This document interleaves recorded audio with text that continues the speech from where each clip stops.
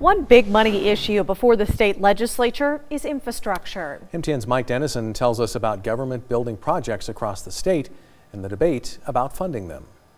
Right now, Montana lawmakers are considering a half dozen bills to authorize almost $360 million worth of building projects. That total includes $135 million in cash or cash authority for new state and university system buildings, renovation, and maintenance.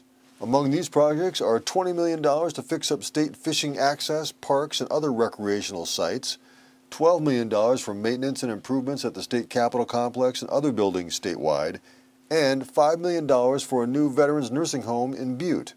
There's also $44 million in coal trust loans, mostly for big regional water projects in eastern Montana, and the big one, $160 million in bonded debt, which would pay for a remodeled Romney Hall on the MSU campus in Bozeman, a new State Historical Society building, and scores of water, wastewater, and bridge projects in smaller towns all over the state.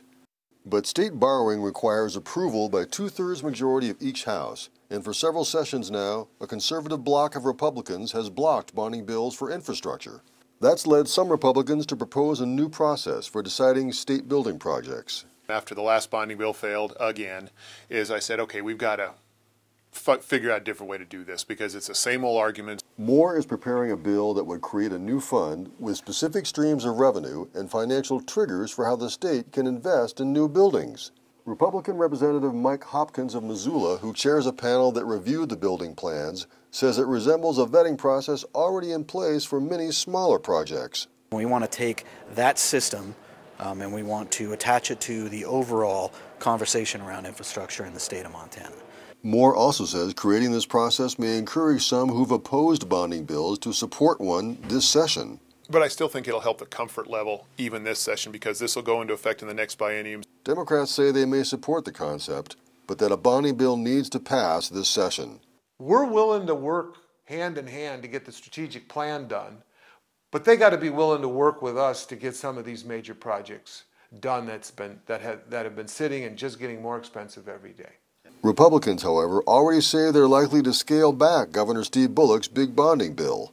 The Historical Society building money is likely to come out and end up in a standalone bill. And the Romney Hall remodel at MSU spokesman Tracy Ellig says it's well past time to get it done and hopes that enough lawmakers agree.